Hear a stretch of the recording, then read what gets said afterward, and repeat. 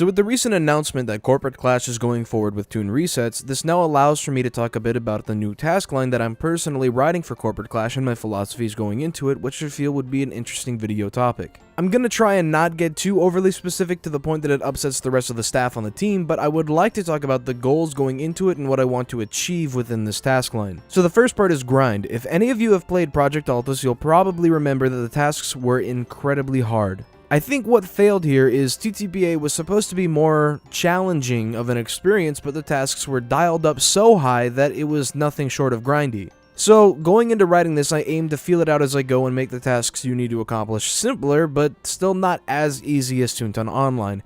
There does need to be some challenge, but there's no reason you'd ever have to find a level 5 cog in Toontown Central. To add on to this doesn't mean I'm going to force you to do 24 plus story buildings either, but I will do my best to find a good balance that is beneficial to experience, but not negative in the amount of grind. The second topic I want to touch on is story. So I think Toontown is extremely notable for almost a lack of story. In fact, they try to make up for this with things like Resistance Rangers, Toon Troopers externally, mentions of things here and there externally, but besides maybe Cellbot HQ's task expansion back in the day, there was almost little to no story involved. This also includes things like Team Find, BossBot HQ, and those things. It was all external. It's an ambitious and long process, but I aim to oversee writing a story arc that has miniature story arcs strewn all throughout the task line. This means when you finish with a playground, it's not going to just bump you into the next one or tell you to just go on to the next one, but give actual dialogue and interest and story into why this is happening and why you're going to certain places. And dialogue is something that's very important for me as well. I study the resources that are out there for influence on any dialogue I write, including things like the Toontown trading cards and even referencing the original Toontown Online tasks. The thing I find though more than often, unfortunately, is often enough in the original tasks there's very little character to the NPCs.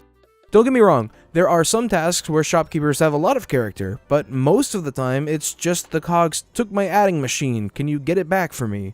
Toontown's limited in just what you can do specifically in this regard, so there's gonna naturally be a lot of get this or get that, but I'm doing my best to add to that via unique dialogue, things that make an NPC seem like a proper character and giving some incentive to actually read what they have to say for a change.